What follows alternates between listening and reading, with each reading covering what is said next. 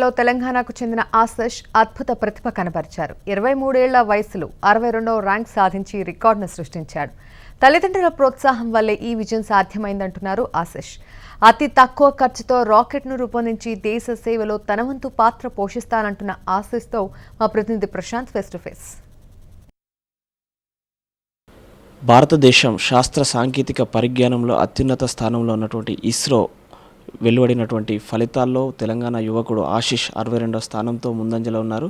అయితే ఈ యొక్క శాస్త్ర సాంకేతిక పరిజ్ఞానం ఇస్రోలో ఆ ఉద్యోగం కోసం ఎలాంటి పట్టుదలతో కృషి చేశారు, ఎలాంటి ప్రోత్సాహంతో ముందుకు సాగాడు, తెలంగాణ నుంచి ఉన్నటువంటి ప్రోత్సాహం ఎలా ఉందనేది ఆశిష్ మనతో ఉన్నారు. వారిని అడిగి తెలుసుకునే ప్రయత్నం చేస్తాం.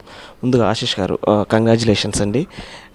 మీరు ఈ యొక్క ఫలితాల్లో వెలువడినటువంటి 62వ ర్యాంకును ఏ విధంగా చూస్తున్నారు? థ్యాంక్స్ అండి. ముందుగా మీకు HMTV వాళ్ళకు కృతజ్ఞతలు ఎంతగానో గుర్తించినందుకు.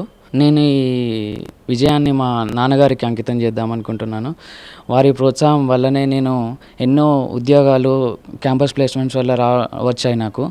కానీ నేను అవన్నీ కాకుండా నా అంబిషన్, నా గోల్ ఏవైతుందో దాన్ని నెరవేర్చుకోవడానికి నేను నా కృషిని, నా పట్టుదలను అందులో పెట్టడానికి మా నాన్నగారు ఎంతగానో ప్రోత్సహించారు. మీకు ముందు నుంచి ఈ యొక్క పరిజ్ఞానం వైపు కానీ, పరిశోధనల వైపు కానీ, ఎడ్యుకేషన్ లైఫ్లో అంటే మీ ఇంట్లో ఫ్యామిలీతో పాటు ఇంకెవరైనా ప్రోత్సహించారా?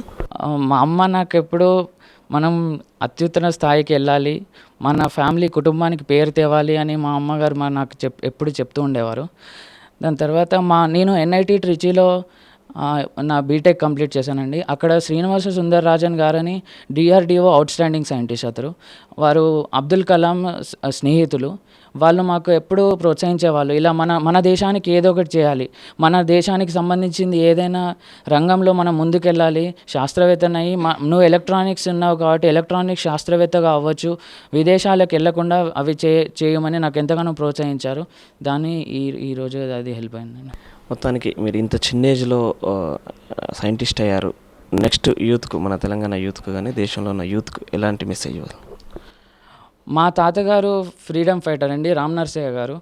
వారు ఇప్పుడు లేరు, కానీ వారు ఎప్పుడూ ఒక మాట చెప్తుండేవాళ్ళు, మన అమ్మ నాన్న, మన కన్న తల్లిని వదిలేసి వేరే దగ్గరికి వెళ్ళకుండా ఇక్కడే ఉండి మన దేశానికి ఏమైనా సాధించాలి. విదేశాలకు మనీ కోసం వలస వెళ్ళే వాళ్ళు, అంటే మంచి ఉద్దేశంతో వెళ్ళే వాళ్ళు వేరు, ఇక్కడే ఉండి అమ్మ నాన్న చూసుకోవాలని నా ఉద్దేశం అండి. ఓకే, మొత్తానికి భారతదేశంలో ఉన్నటువంటి అత్యున్నత పరిశోధనాలయమైనటువంటి ఇస్రోలో ఉద్యోగం కోసం నేను తల్లిదండ్రుల మధ్యలో ఉంటూ దేశానికి సేవ చేయాలనే పట్టుదలతో చదివాను. చిన్నప్పటి నుంచి మా అమ్మ నాన్నలు పెంచిన విధానం కూడా ఇదే.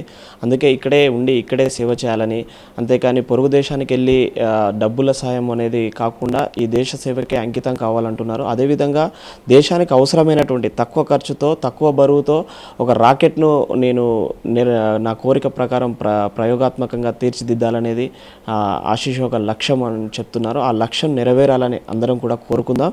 మొత్తానికి మన తెలంగాణ నుండి 62వ ర్యాంకులో ఇస్రోలో స్థానం పొందినటువంటి ఆశిష్కు మరొకసారి HMTV నుంచి ప్రత్యేక ధన్యవాదాలు తెలియజేస్తాం. కెమెరామెన్ శ్రీనివాస్తో ప్రశాంత్, HMTV హైదరాబాద్.